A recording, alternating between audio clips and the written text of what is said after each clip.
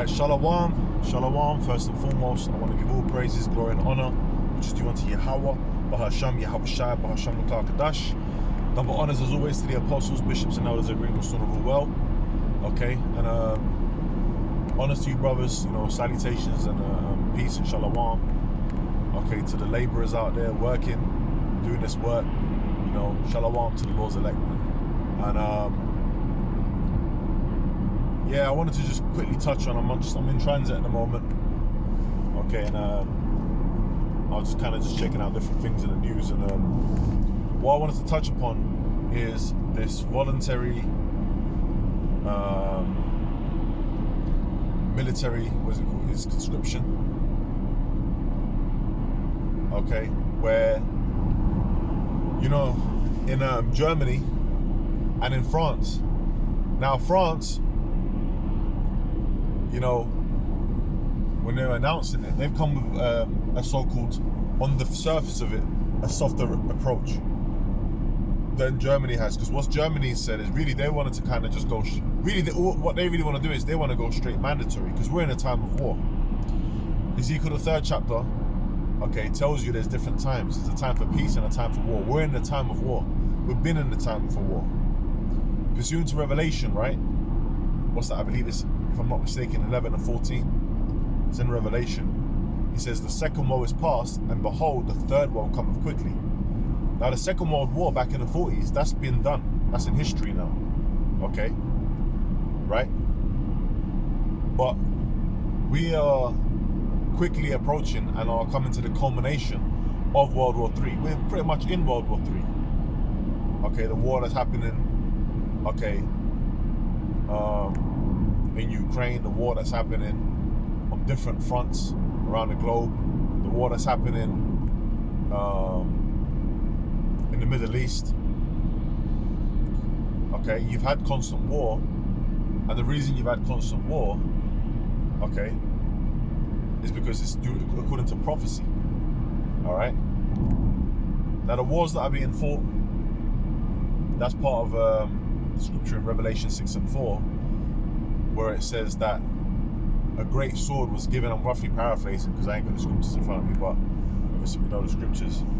A great sword was given unto the red horse, and with that sword, he basically took peace from the earth. Okay, so that people should kill one another. Now that red horse represents what? Red representing Edom. Okay, the word Edom means red, Adawam in the Hebrew. Okay, the Edomites, which is the forefather of the Edomites, was Esau. Okay, is Esau.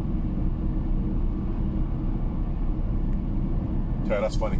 Just seen a sign that says Redborn. Right. So, yeah, man. The Edomites, the red peoples.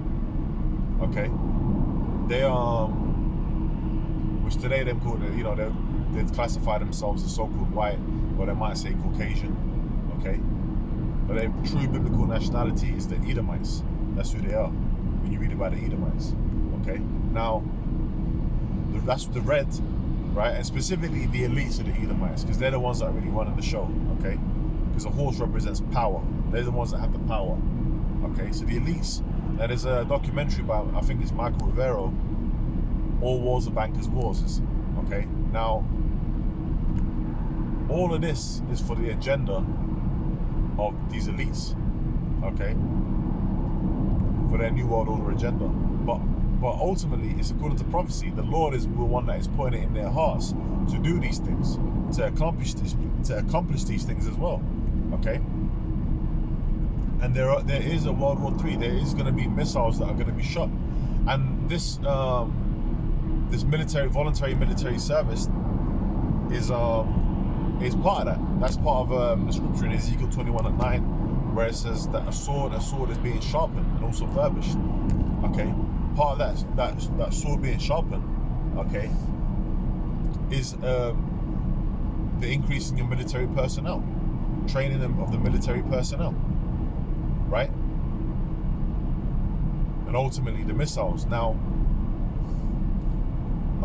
what Germany was saying is that really they wanted to go straight in mandatory. But there was such a public lashback to that, so they have to ease the people into it. So the way they did it is they agreed on a voluntary service, right? But they said if they don't get the numbers that they need, if not enough people volunteer, then they're going to do a different kind of system. And I think one of the systems that I remember they mentioned is like a lottery system. So you're just going to have to get picked, right? So look, what does that show you? It shows you that we're in a time of war. And they were talking about it. They were talking about the so-called threat, which there is a threat from Russia, because that's in the scriptures, Ezekiel the 38th chapter. Okay? That's God, right? Being what? The hooks in his jaws being turned back into that USSR spirit, going back into that Cold War spirit, okay? And joining with their allies. They're looking to oppose the current power which is America, okay?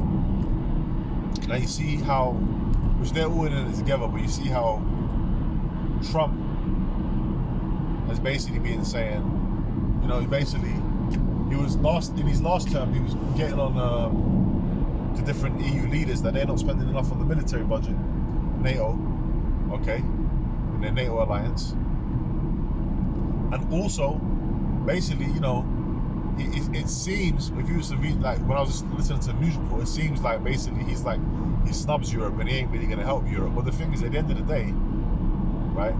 At the end of the day, any excuse to get Europe militarily mobilized and more into a warlike state is fulfilling the prophecy of ultimately Joel, where it speaks about the heathen being awakened and taken and bring to the valley of Jehoshaphat, okay, which is the valley of Yahweh's judgment. That's that Levant, that Middle East area, okay, where this war is going to fully start to kick off into that full scale. As it is written, the least of the flock shall draw them out. Meaning what? That those small hats over there, they're going to do something, okay, ultimately, that's going to bring America, which Babylon the Great in the scriptures, into that war, and its allies, okay? Now, so we know that's according to prophecy. So all this shows you that what the time we're in. We're in the time of war. Specifically, we're in the time of World War III. Behold, the third world cometh quickly. This is all scripture, okay? And that's what we do. We go into the prophecies in the scriptures. We filter what's going on in the scriptures, and that's the time that we're in, okay? Now, the thing is, pursuant to prophecy, these same European nations that are doing this, pursuant to Revelation 17 and 16, they're also going to be shooting missiles at America. So the way it's, we don't know exactly how it's going to go down, but we can see little telltale signs, little things that, America does, okay? Certain times they've even snubbed certain business deals, even with France, okay? Things that have fell through, things that have not really worked out, okay? You can still telltale signs, but ultimately we know that America's a big sacrifice. They're going to be shooting missiles at America, ultimately, when this thing fully pops off. Russia's going to be throwing nukes. China's going to be sending nukes. Russia's allies, China's allies, and so on, and Europe, and so on and so forth, man. Different nations.